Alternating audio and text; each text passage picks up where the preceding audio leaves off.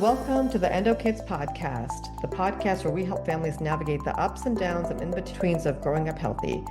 I'm Dr. Rinku Mehra, the founder of Endo Kids Concierge and a pediatric endocrinologist, and my co-host is Dr. Lindsay Waldman, who is also a board-certified pediatric endocrinologist. We are here to break down the science of hormones, share real stories, and answer the questions parents wonder about the most. So whether you're worried about growth, puberty, thyroid, or just want to understand your child's development a little bit better, you're in the right place. We believe every family deserves answers, support, and a caring partner in their health journey.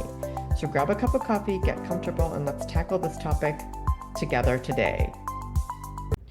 This podcast is for educational purposes only and is not a substitute for medical advice. Please consult your child's healthcare provider for individualized care. Welcome back to the Endo Kids Podcast, where little hormones meet big answers. I'm your host, Dr. Rinku Mehra, pediatric endocrinologist and founder of Endo Kids Concierge. And today I am joined by a very special guest, Dr. Herb Bravo, who is a respected pediatrician and now works with Sanofi in their type 1 diabetes clinical research programs. He really has been at the intersection of frontline pediatrics and cutting-edge diabetes research, and he brings a unique perspective I think parents will appreciate. Today, we're going to talk a little bit about what's changing in type 1 diabetes care, what's coming next, and what parents need to know about early detection, safety, and some new therapies. So, Dr. Bravo, welcome to the show. Thank you. It's always a pleasure to be with you. I'm very excited to talk to you today. I wanted to just start today with talking about your journey and where you started, because I know you started from primary care pediatrics, and I just wanted to get a little bit of information about who you are and let our listeners know what brought you to what you're doing now. It's been a long journey. I'm old. So I think every pediatric resident has nightmares about taking care of kids in diabetic shock, which we call DKA. I equate it to taking care of really old people. They have heart failure, they have anemia, and you try to correct the anemia with blood, and then they go into heart failure and they die on you. And diabetic shock is the same way. They have very high glucoses, they have brain swelling, and you need to correct the glucose, but as you're correcting the glucose, you can't do it too fast, because if you do it too fast, then the brain swells more, and then the kid dies on you. And then 60% of the time, the parents didn't know the kid had diabetes, and now you're trying to tell them, if we survived a night in the PICU, then you're going to have to live with this disease 24 hours, 7 days a week for the rest of your life. And it's not just going to be you and your kid and your spouse and your other kids. It's going to be the school nurse. It's going to be the school bus driver. It's going to be the Sunday teacher. It's going to be the baseball coach for your kid. This never lets up. But that's if you survive. It's incredibly traumatic to the families. It's incredibly traumatic to the pediatrician. And you just don't want to see one more case of diabetic ketoacidosis. You want to prevent it. So when you were a resident or starting off, did you see quite a few of these traumatic cases of DKA and type 1 diabetes? Do you remember that? I do, and I hated the disease. I thought it was so unfair. And so tell me, did you, in your practice, take care of a lot of patients with type 1 diabetes, or how did you develop some of this interest? So I went for many, I've done many things. I started a peds ER in Prince William Hospital in Manassas. So of course, we saw DKA there, and we sent it over to the PICU at Fairfax and to your group there. Then I did urgent care, and that I can remember, I didn't even diagnose them. The mom came in, she's very smart, very driven, and she said, Dr. Bravo, I think my kid has diabetes. And it was maybe 10 years old, and I took out the glucometer, and it read error.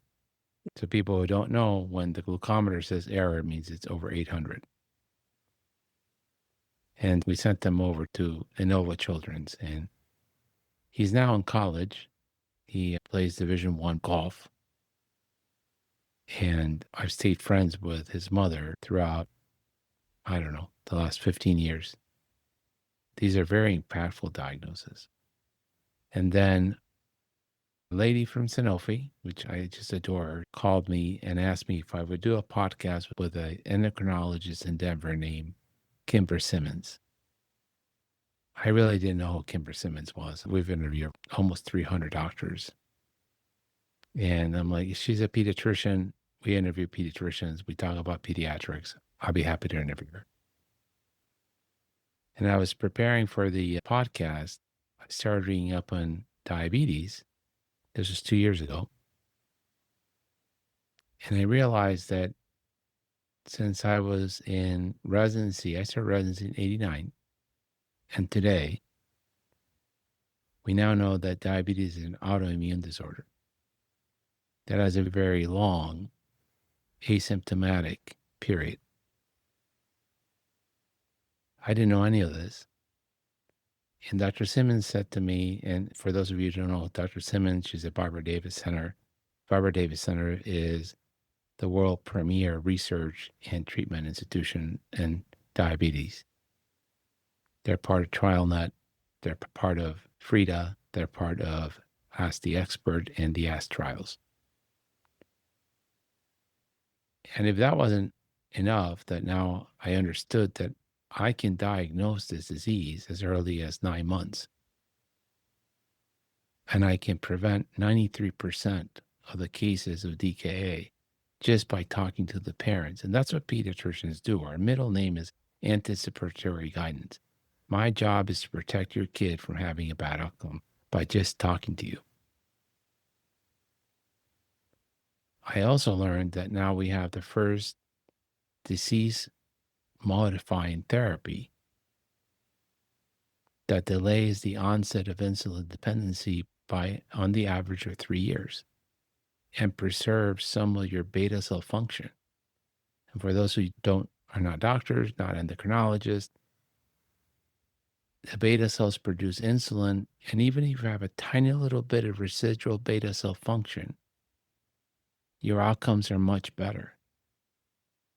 You don't have what they call pathological hypoglycemic episodes where your glucose goes down so far that's an emergency. Yeah, so what we're really talking about is type 1 diabetes. Type 1 diabetes used to be called juvenile diabetes, whereas type 2 diabetes was called the diabetes of older people with more insulin resistance. We now know that type 1 diabetes can also happen in older individuals too. It's not really just juvenile, but we're really talking about type 1 diabetes. And that's what Dr. Bravo is talking about is type 1 diabetes, where the islet cells, or the cells that produce insulin in the pancreas, just don't work.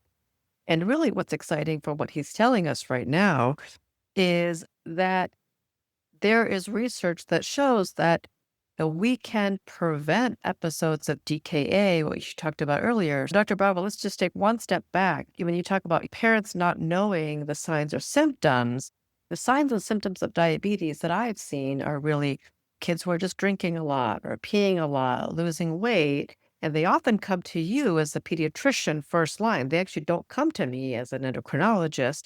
They come to you in your office. And sometimes parents are saying he plays sports, or it's summer and he's thirsty and he's peeing, or he's losing weight. But you, as a first line urgent care doctor, pediatrician, would see them and check their blood sugar and say, oh my gosh, this kid has a blood sugar of 200, 300, 400. In the endocrinology world, the type 1 diabetes is really considered a medical emergency. And the pediatricians are really the first line. And so what Dr. Bravo is really talking about now is parents actually having this guidance from way earlier time frame to prevent DKA, which is very exciting. Dr. Bravo, sorry to interrupt you, but I just want our listeners to understand really what the impact of this means, because if diabetes signs are missed, these patients end up in the ER and they can end up very sick. And I have myself taken care of, both as a resident, as a fellow, as an attending, multiple times, these patients who have very high blood sugars and can die actually with a DKA diagnosis. And so now what you're saying is there is research that can detect that a patient may develop diabetes and then treatment options that could prevent DKA. Is that what you're saying? Absolutely. We can know very early on by just a finger prick and drawing 4 autoantibodies that are commercially available or research available. You can do them in LabCorp Quest, you can do them through TrialNet, you can do them through Ask the Experts, and you can know if you have 2 autoantibodies positive that are confirmed, you have a 5-year chance of needing insulin of 44%, 10-year in the 75% range, and lifetime of 100%. So we know you have the autoimmune disease, and we know that you're going to need insulin at this point. And we can give you medication, both FDA approved or research medications, that will delay the onset of that insulin resistance or insulin dependency. Yeah. So you mentioned about the Barbara Davis Center. So is this something that, let's go back to that podcast that you had where you were interviewing the physician for the Barbara Davis Center. Is this something that the Barbara Davis Center is doing actively? And what is the process really for screening? All right. So it's no longer just a research idea. So there's multiple options. Your pediatrician at your 1-year-old exam can order your lead level, your anemia or hemoglobin level, and your diabetes autoantibodies. And LabCorp or Quest will run them for you. And we will know whether you have diabetes or you're at risk for having diabetes or you're not. Or if you don't have insurance, you can go to the Barbara Davis Center. It's called the ASK trial, and they will send you the kit to your house. And then you go to LabCorp and they will draw the blood and they will run it for free as part of this research. And they will follow up with you and let you know whether you have diabetes or you don't have diabetes. And so what they're testing for is autoantibodies, right? So we know that type 1 diabetes is an autoimmune disease, and having an autoantibody increases your risk of diabetes. Having 2 autoantibodies increases your risk further. LabCorp tests for 4 autoantibodies. And Barbara Davis, or the ASK trials, they test for 4 autoantibodies plus celiac. And if you have 1 autoantibody, you're at risk, but 80% of those kids don't develop diabetes. But if you have 2 or more autoantibodies and it's confirmed, then you will have a lifetime risk of 100% that you will need insulin at some point. Who should be getting these tests done? So is this something I can imagine if everybody was to get this would be, a lot of tests being run? Are we recommending this for patients who have a family history of type 1, or what is your recommendation as a pediatrician? I struggle answering that question because when I'm giving guidance for population health, right now, where we are at is that if you have a first-degree relative, mom, father, brother, sister, with type 1 or autoimmune diabetes, you should definitely get screened because you have a 1 in 20 chance of having diabetes, type 1 autoimmune. If you have a self-history or family history of autoimmune disorders or a second-degree relative with type 1, you have a 1 in 100 chance of having diabetes. So think about all those people with thyroid disorders, Hashimoto's, all those people with vitiligo, ulcerative colitis, Crohn's disease, celiac disease. All these autoimmune disorders seem to share a common pathway. As a clinician, I am concerned about each and every one of my patients. So I want to screen everybody because I don't want to miss one because it's my patient. And Barbara Davis Center, Frida, Italy, has shown that population-wide screening is cost-effective, and it saves lives, and it has a tremendous impact in how you can help people so that they have a soft landing when they actually need insulin. They're not drinking, the term they call is drinking from the water hose. You're in the PICU, your kid may or may not live through the night, and then you got a chronic disease with no cure to deal in the morning. In the exam room, I want all my patients to be screened between the ages of 1 and 3, 4 to 6, and about 10 years of age. But that's not the current recommendation. There is a tremendous gap in education, both in pediatricians, endocrinologists, ER doctors, PICU doctors, and we need to build this infrastructure to be able to do that.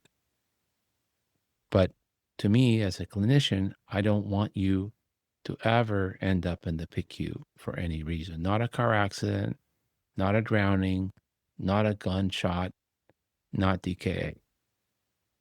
And if there's anything I can do to prevent that one-on-one, I'm going to do it.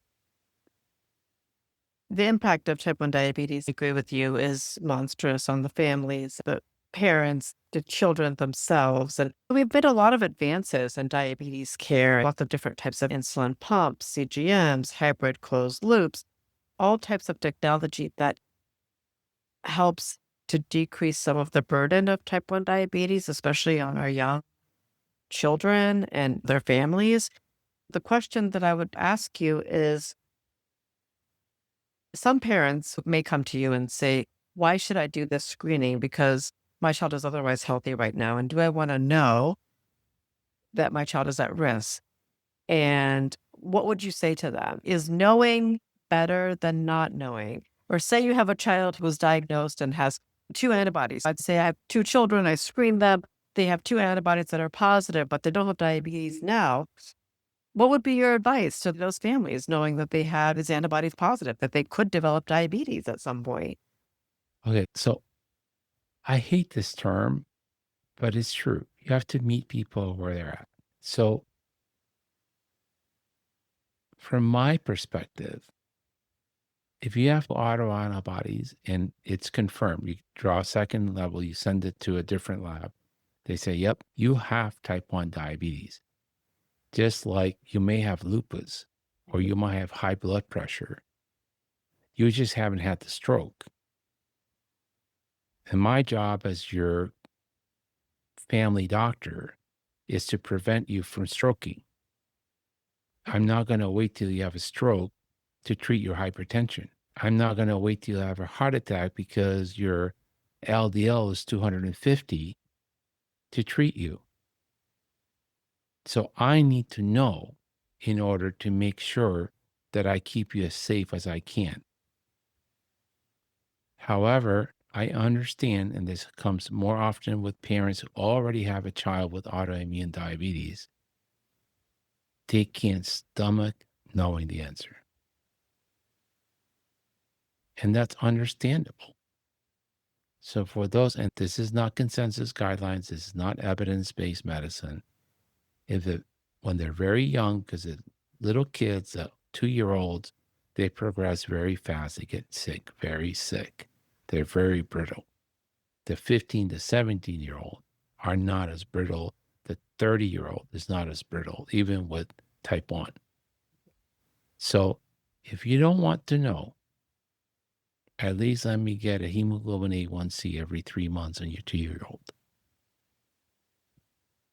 And when it becomes abnormal, then we have to get the autoantibodies and we have to get a plan.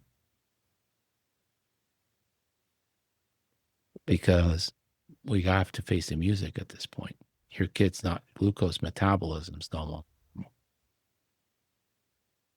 Yeah. But from my perspective, just like cholesterol, blood pressure, vision screenings, hearing screening, I need to know if your kid's not hearing so I can make a difference. To parents and to families to say if we can do something from a preventative perspective, or like you said, to prevent them from going into DKA or in shock.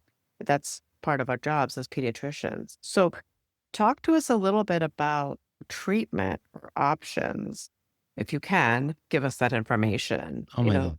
So here's where I get the most excited, right? Because remember, I started residency in 89.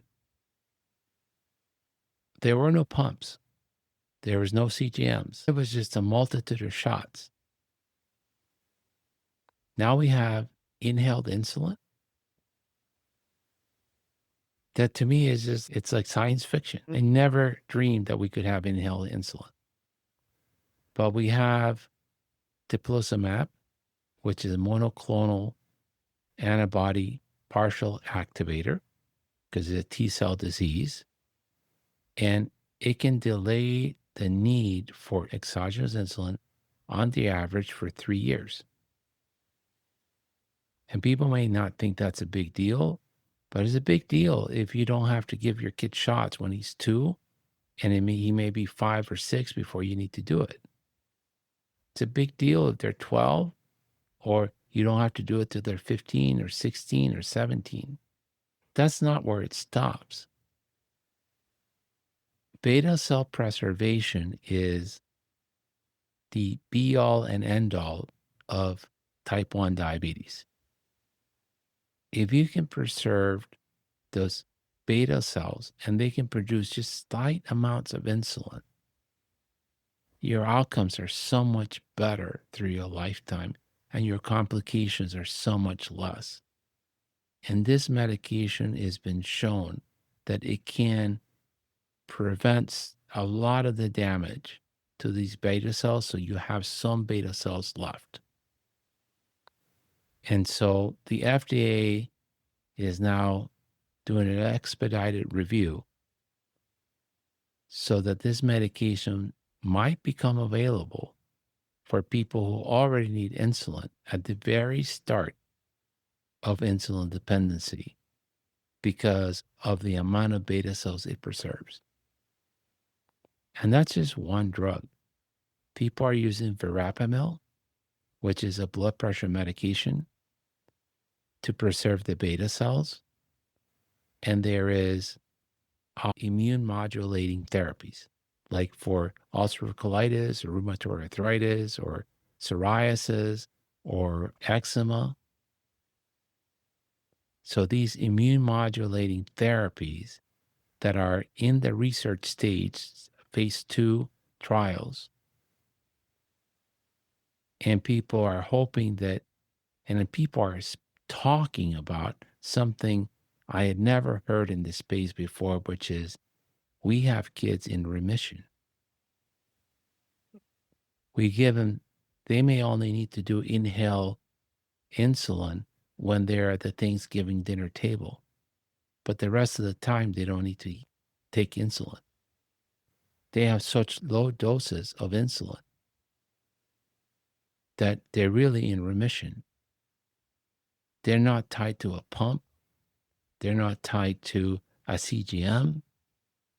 They don't have to have a buddy and a parent monitoring alarms to go wake them up at 3 a.m. when they become hypoglycemic and give them some candy. Or I don't know if you did this. I used to tell parents to get whatever you put on the cakes, icing on the cakes. Yeah. Yep. Because you can put that in the gums and then you can wake them up before they go into a coma. And because they're obtunded, which is a fancy medical term for saying they're not really awake, but they're not in coma yet. And if you make them drink orange juice, they can aspirate and get a pneumonia. But you can use icing and put it on their gums and it gets absorbed and then they wake up. And I can prevent that. I can stop that. I've seen adult endocrinologists who live with type 1 at meetings who have to excuse themselves and go walk up to a wall, unplug their pump because the pump's running a battery like your cell phone. and it'll alarm off, like you're low battery. And they got to go plug themselves in to recharge the pump so that they don't end up having a problem. Or they're going to speak publicly and their iWatch, will alert them that they're at 300 because of the stress of speaking publicly. You know the hormones better than I do, but the stress hormones are released and your glucose goes up. That's a normal physiologic response. And they're looking at their watch and I'm 300, I'm 350 before they go on stage to give us a lecture. This is an unrelenting disease. It's every day, every minute of your life. Any little thing that we can do to make this journey better for these people is a huge win. And when I hear the community of researchers from around the world talking about, we have patients in remission. They need so little insulin that they're living basically average, normal lives. Yeah, And it's to me, amazing. amazing. And anything I can do to encourage people to get screened, to know about this, and to take advantage of the blessings that we have been given to change the course of this disease in 2025, I am happy to do. Ideal time to do the infusions is before disease onset, right? There's 3 stages to this disease. The first stage, we can see that you have autoimmunity, but your glucose metabolism is normal. The second stage, you have become dysglycemic. So you're not symptomatic yet. You're not waking up in the middle of the night to go pee. You're not losing weight. You're not peeing a lot. You're not drinking water all day long because you're thirsty. You're not tired. You don't have blurry vision. Not yet. If I get your hemoglobin A1C, it's not going to be normal. If I stress your body and do the test that pregnant ladies get, I'm going to see that at 2 hours, your glucose is abnormal. That's when this medication is very impactful. And you're saying A1C over 6.4, or what's the threshold for the A1C? Just like diabetes, it's got to be between 5.7 and less than 6.5. Once you're 6.6, you're frankly hyperglycemic and you need insulin. So it's that small window. You still don't have any symptoms, but your glucose metabolism is abnormal, and we can really make a difference right there. Like high blood pressure, you won't know it. You won't have any symptoms. Somebody didn't check. They won't know unless you have a stroke. Yeah, that's a good way to look at it. I agree with you. It's when we have high blood pressure or high cholesterol, we don't want to wait for the stroke to happen. And so this is the same way that we're looking at this to say, we don't want to wait for you to get to DKA. We want to do what we can to prevent it. And say 3 years down the road, or we delay the progression, then you were prepared at that point to say, okay, these are the parameters at which you would potentially start insulin. Or who knows, in 3 years down the road, with the way diabetes research is going, there may be some other types of treatment or something that's available at that time to further delay the disease progression. That's right. We may have something better. And this is something I learned is they don't treat the glucose level. You don't get insulin when you're 300 or an hemoglobin A1C of 7. You get insulin when you start peeing more, or you start feeling tired, or you're getting blurry vision. But your hemoglobin A1C might only be 6.2, 6.3. Your fasting glucose may only be 115, 122, not 126. And by doing that, we preserve those cells in the pancreas that I keep referring to as beta cells or islet cells that produce the insulin. And when you preserve those cells, we have better long-term outcomes. Yeah. So looking 5 to 10 years ahead, What do you think diabetes type 1 care will look like for children? Or do you have a sense of what we Okay, should so I'm expect? a dreamer, and the researchers have to keep reeling me back. You don't know that. Wow. Yeah. And back then, HIV killed you. That was it. You had Yeah. HIV, you got pneumocystis carinii pneumonia, you were dead. Yeah. And it is awful death. Ulcerative colitis, which is an immune disorder, it was surgery, remove the abscess, give you steroids, surgery, remove the abscess. So I believe, I don't know, this is not evidence-based medicine. This is my hope that because this is an autoimmune disorder, we will get people into remission like we have with HIV, ulcerative colitis, Crohn's disease. You will get a shot once a month, once every 3 months that controls your immune system, and you will otherwise live an unencumbered, happy life. Yeah. That's a great dream to have for these patients, especially knowing what they go through. Yes. And I think that is within the realm of possibilities. That's amazing and very exciting if that comes to fruition. And who knows, diabetes, like you said, has evolved so much. I think when I read my textbooks, I know we used to test blood sugar we didn't actually test blood sugar initially. We tested urine and with the glucometers. And then, like you said, multiple daily injections and even new insulin, like the 24-hour insulin was brand new really when I was a fellow. And so it's a lot of evolving changes with type 1 diabetes, which that would be great if we did achieve remission for these families because it is, like you said, very burdensome for these families and life-changing oftentimes, just very life-changing. And we haven't talked about the cost. Not only the cost financially, that type 1 diabetes, autoimmune diabetes, is the third leading cause of hospital admissions in the age range of 10 to 14 in the U.S. It accounts for 10% of the PICU admissions at our hospital, Nova Hospital for Children's. It cost, the last data is from 2019, $500 million in hospital care. The average person living with type 1 diabetes will spend another $500,000 in healthcare costs.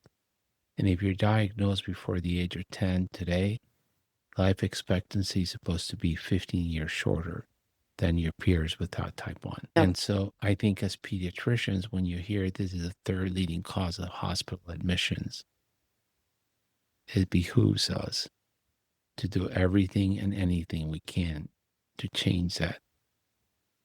Because we have done it with infectious diseases, and we have done it with asthma,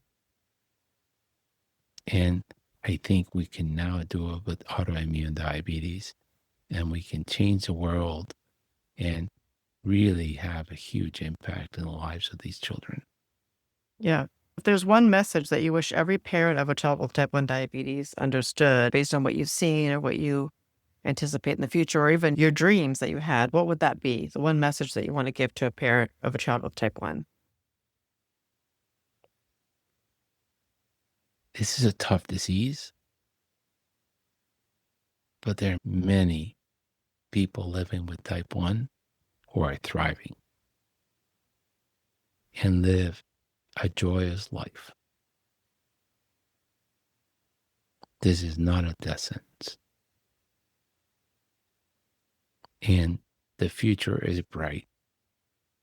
The future is bright, and your child, maybe 5 or 2 or 12, he can achieve all his dreams despite of this disease. And amazing new research that's coming into play and helping with decrease the disease burden, potentially prevent disease progression, maybe even remission. So that's exciting information that we have for these families. And having treated many families and children with type 1 diabetes throughout my career so far, I think that is important for them to understand that it's controllable and lots of new research available that can really make an impact and make a difference. Dr. Bravo, this was an incredibly valuable conversation. I want to thank you for shedding the light on not only where we are with type 1 diabetes care, but also where we're going. And parents do need clarity and hope. And I think you brought both today to our podcast. So I really thank you for your time and your efforts on this research and the project and your community work to try to decrease the disease burden for these families. For families who want to learn more about type 1 diabetes care or the clinical trials or resources, where can they go to find out this information? Barbara Davis, Ask the Expert. Wonderful website. Just Google Ask the Expert. TrialNet's an incredible resource. Stop T1D. Breakthrough T1D. And Beyond T1D. Uses Google those websites. They have an unbelievable amount of resources for parents and clinicians as to what can be done today on this space. Okay, great. We will link all that information in our show notes. And as always, if your child needs specialized endocrine care, visit endokidsconcierge.com. But Dr. Bravo, thank you so much for joining me today and giving us, our listeners, all this information. I think it's so valuable and exciting. I'm very excited to learn more. Thank you for all you've done. My pleasure. And I'm happy to help in any way. But thank you again for all your work and all your effort. And until next time, we will meet you at the next Endo Kids podcast.